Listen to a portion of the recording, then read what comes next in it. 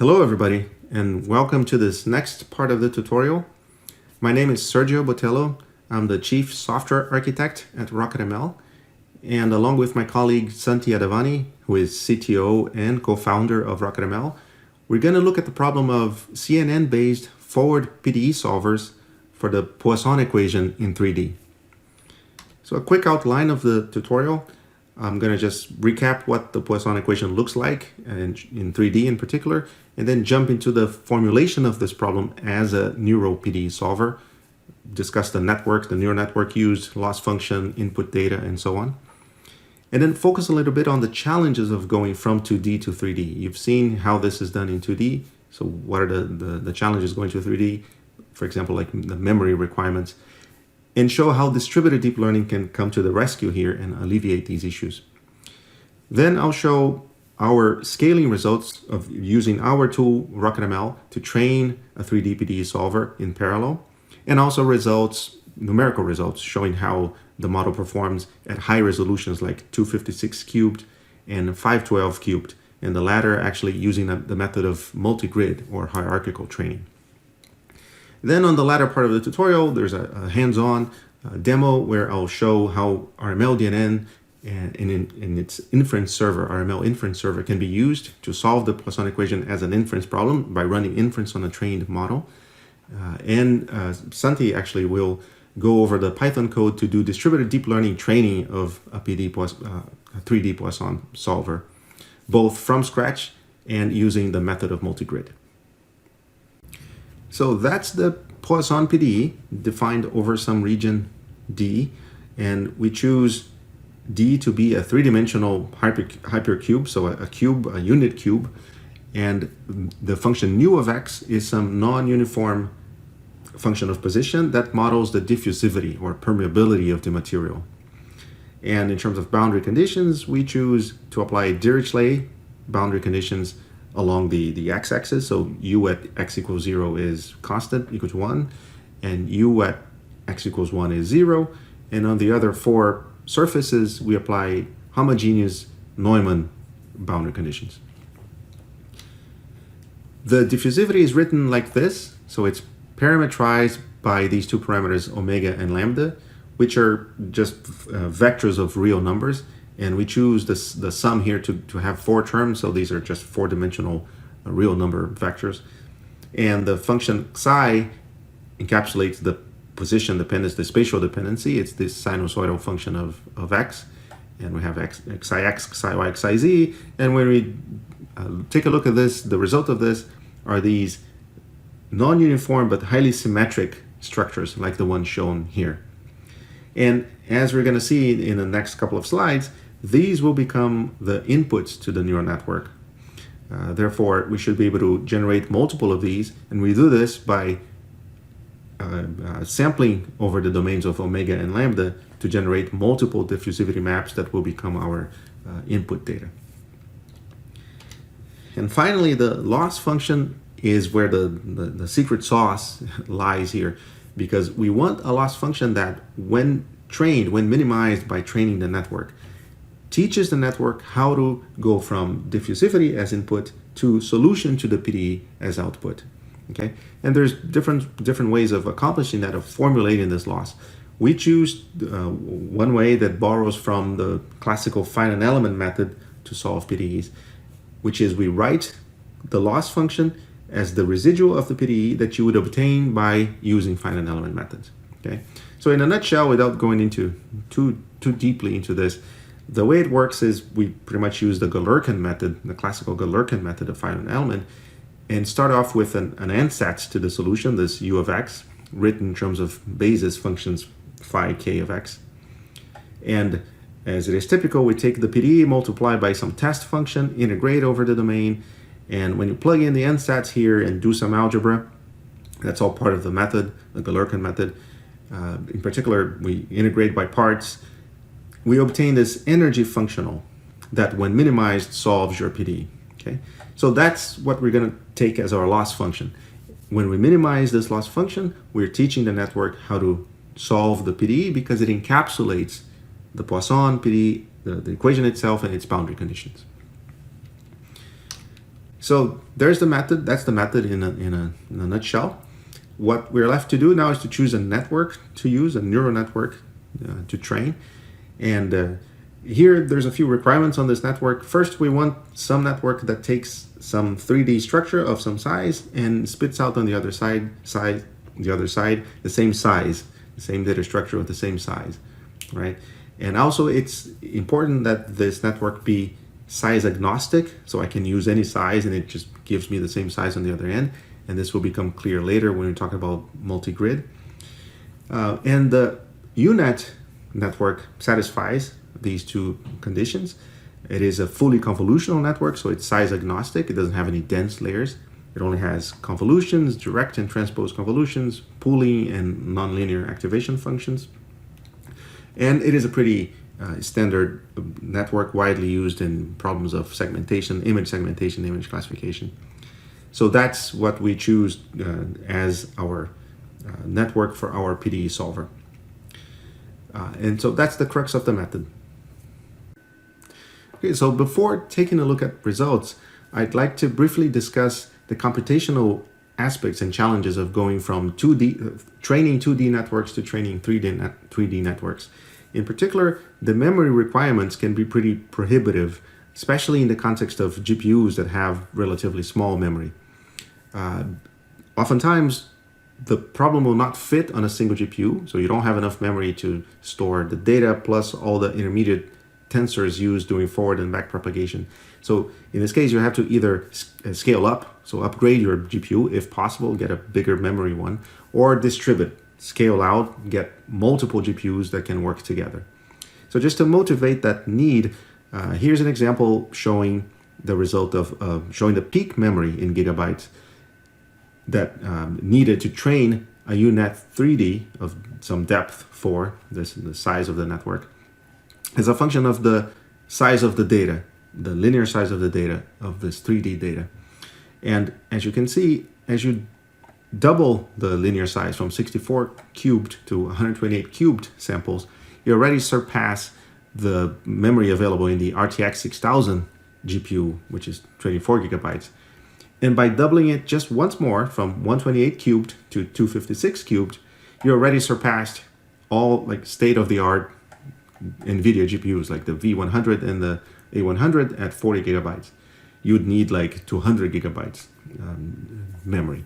And in this case, your only option maybe is to go with a CPU, which is slower but has way more memory, like this AMD EPIC that has 256 gigabytes.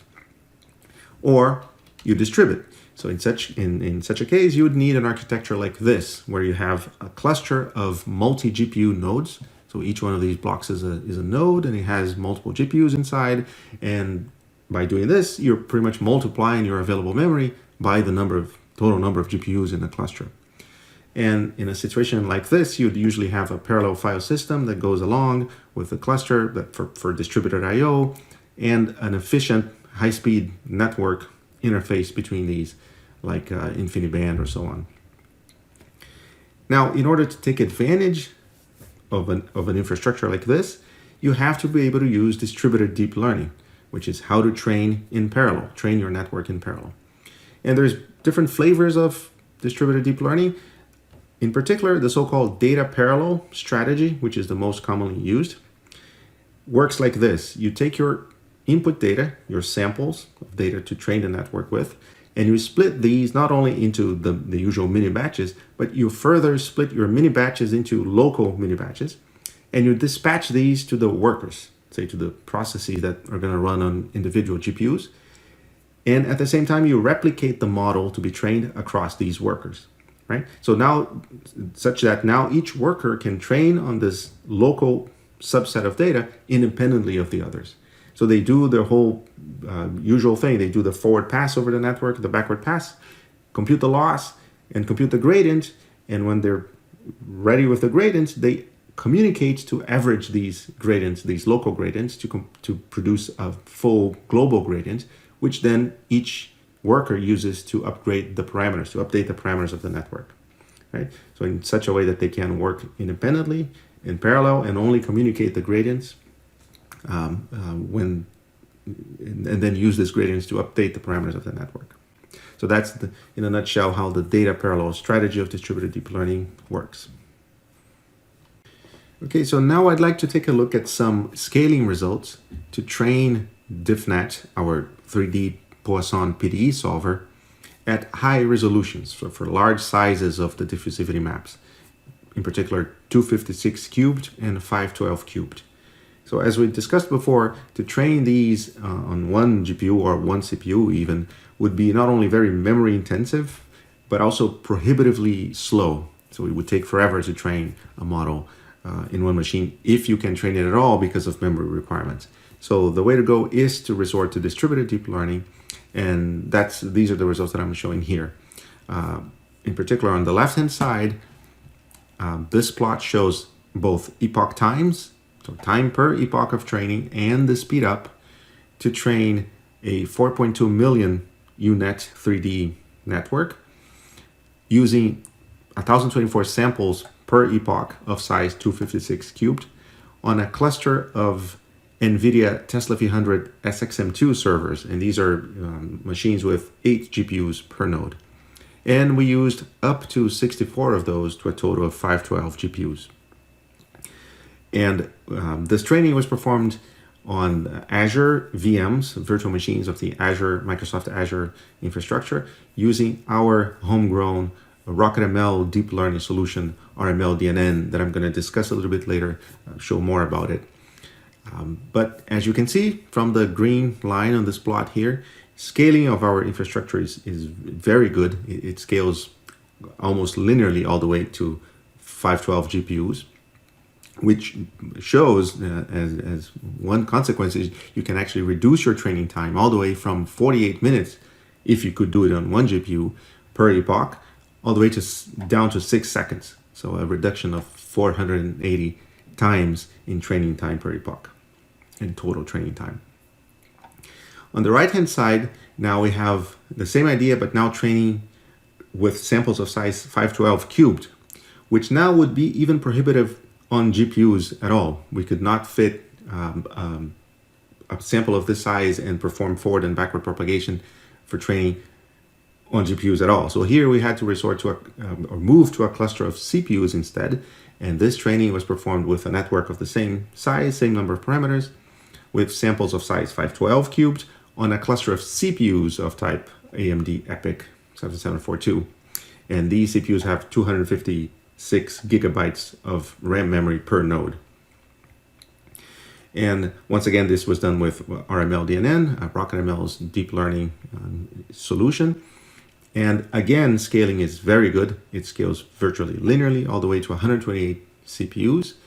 And as I mentioned, the peak memory is very high. It's about 230 gigabytes maximum memory usage during training, during backwards propagation in particular. So this would be impossible to do on a GPU or even on a cluster of GPUs. Okay, and finally, this slide shows the final product.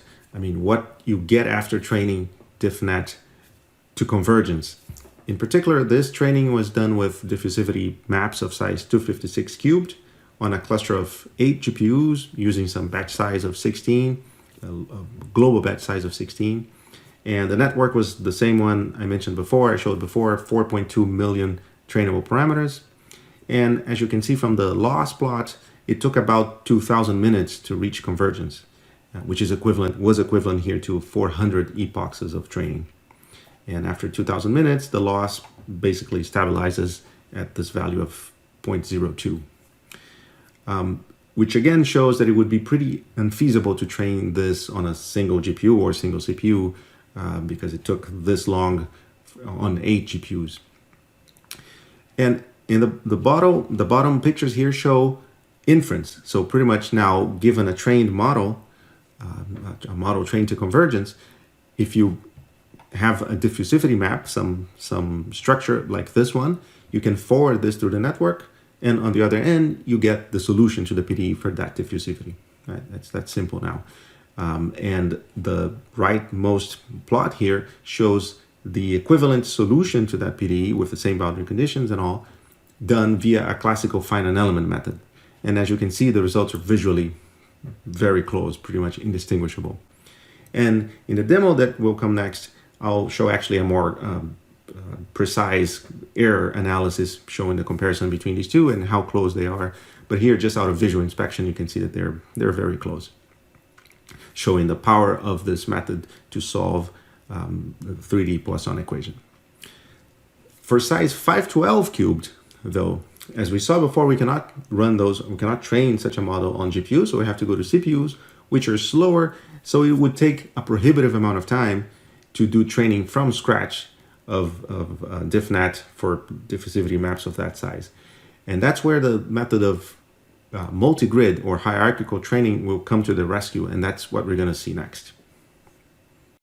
Hello everyone, my name is Santi Adavani, and in this part of the tutorial, I'll talk about multigrid methods for hierarchical training.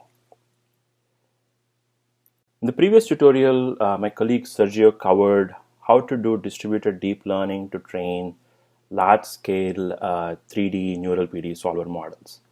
So these are the results that were presented. So here what I'm showing is the time it takes to bring down the loss from 10 to 0.01, that is a relative residual of 10 power minus 3. And even with distributed deep learning, the training times are pretty long. So in this case, we are showing it takes around 2000 minutes. That's almost like 30 to 40 hours. And if you want to go to higher resolution and build these neural PDE solvers, it quickly becomes intractable. So in order to resolve this problem of training even larger models, we have come up with this strategy of using multigrid for training these models. So multigrid is a method that was previously introduced to solve partial differential equations as linear algebra systems. It was proposed was to solve differential equations using a hierarchy of mesh sizes instead of solving them as one single large resolution problem. So multigrid in solving PDEs work as follows.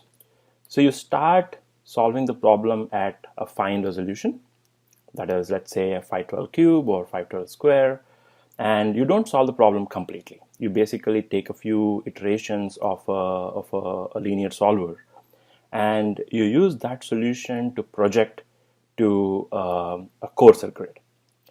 And you take that solution and do a few more iterations called smoothing operations, and you go for a much coarser resolution. So instead of solving at a highest resolution, you basically solve at 3 or more resolutions, and then at the lowest resolution, in this case the coarsest part of the problem, you basically do a full solve. Okay, that is, you solve it almost to 10 power minus 5 or minus 6 residual. And once you solve at that level, you basically start extrapolating, and you try to solve the PDE problem at much finer resolutions. Okay, so as you see, the shape of this this whole method, you see it's a V shape. Okay, and there are different combinations that you can use to solve a PDE using multigrid, and these different shapes are called different multigrid methods, which is a detail that we'll cover in a second. But the idea here of using multigrid for solving PDE is instead of solving at one high resolution, you basically solve the problem at different resolutions. And by solving at different resolutions, you tend to basically get your solution faster. Okay, so we applied this idea in terms of training a neural PDE solver for large-scale problems. So this aggressive multigrid training. So what that means is you're training a neural network, in this case a fully convolutional network, and within that a UNet in our case, at coarse resolutions first. Okay, that is, my input is basically a whole set of coarse or a coarse grid permeability data set, and my output is also a coarser resolution solution of a PDE. And here what we are doing is we are training, that is, we are actually trying to find a neural network at different resolutions. Okay, so we start with a coarse resolution network, and then we basically train that network and use to train a problem with more finer resolution. Okay, so let's say I start with 32 square or 32 cube as my input-output resolutions in my first level. I basically train a 64 square or 64 cube resolution problem at my second level. Okay, and here I'm calling each stage as a level.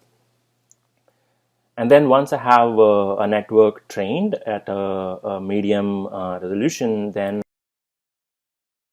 network and train it further for my final resolutions. Okay, so we applied that idea, that is, instead of training everything at the finest resolution, which could take a really long time, we train the network at a coarser resolution, use those weights of the network, and train a finer resolution, use those network weights, and then train a much finer resolution. Okay. So this is what we call a progressive multigrid training. So to be specific, we use transfer learning between different grid resolutions. That is, at a smaller or a coarser resolution, we use a smaller unit. So let's get a depth 4 unit. And as we increase the resolution, we actually went for higher and higher depths of unit. So basically, we're increasing the learning capacity of the network with respect to the resolution that we want to solve for. Okay. So the key aspect that we used was the fact that CNNs are agnostic to input size. Okay, because you're applying kernels across an entire image, and the image size itself does not affect the kernel size. We could actually use these fully convolutional networks without any problem, and do transfer learning between unit of one depth to a unit of a different depth. Okay, so to summarize, we use transfer learning, and we train a unit at a smaller depth for a coarser resolution, and as we increase the resolution, we increase the depth, and we basically transferred the weights from one depth to the next depth, and we retrained the whole network again. Okay, so as I was explaining before, there are different ways of doing this multigrid training. That is, the one that I showed was V cycle. That is, you start at a very fine grid and what we call a level 1, and train a network at the next resolution, and train the network at next coarser resolution, and do a full training at the lowest resolution or the coarsest resolution, and go back. Okay. So we've tried whole different combinations of these cycles, and what we observed was the best accuracy we achieved was when we did half V cycle. That is, we started at the coarser resolution, trained it completely, used those weights, and went to finer and finer resolutions. Okay. So here present multigrid results for a problem when we trained 256 cube Poisson PDE, Neural PDE solver. It took us a very long time. So here we kind of cropped the time at 300, but it took us all the way to 2000 minutes to train the full 256 cube without any multigrid. And these different colors that we're showing here are for training the same but using multigrid. So the green color is for 32 cube resolution problem. So we trained a unit with 32 cube input output pairs, took that network weights and applied it to a finer resolution problem, that is now went to 64 cube input, 64 cube output, and also increased the depth. That is, our 64 cube network has more weights than our 32 cube network, and trained it further. And then we took 64 cube, applied to 128, and so on and so forth. Okay, and as you see, the half V multigrid basically reduced the training time to around 150 minutes, while when we did everything from scratch, it was 2000 minutes. So we got an order of magnitude speed up in terms of training the cycles and to achieve the same level of accuracy. So we took this whole thing and went for even higher resolutions, right? That is, we now have a 256 cubed network trained, and we went to 512 cube. But the 512 cube problem, as was described in the previous session, it does not fit on GPU because the training data, a single sample of the training data is too big for a single GPU. So we had to switch our training to a CPU cluster. And we, instead of training from scratch, which would have taken us around 50 days, we started with a network that was trained for 256 cube problem and let the training cycle go. Okay. So with that, we were able to cut down the training times from 50 days to 500 minutes, right? So it's basically 100 plus times faster than training everything from scratch. And because we could just do transfer learning, we could also train on a CPU cluster and not worry about GPUs anymore and go for even higher resolutions. Okay. So to summarize, the goal here is to solve 3D PDEs in near real time. And what we are showing here is the time it took to solve 3D Poisson at 512 cube resolution using the Neural PDE solver. And it took around 20 seconds, while the same problem with finite element method takes around 6,000 seconds. So it's around 300 times speed up. So with that, we covered the tutorial on large scale CNN based training for neural PDEs. And in the follow-on videos, we'll cover hands-on tutorials on how to build and deploy these models using Python and Jupyter notebooks. Thank you.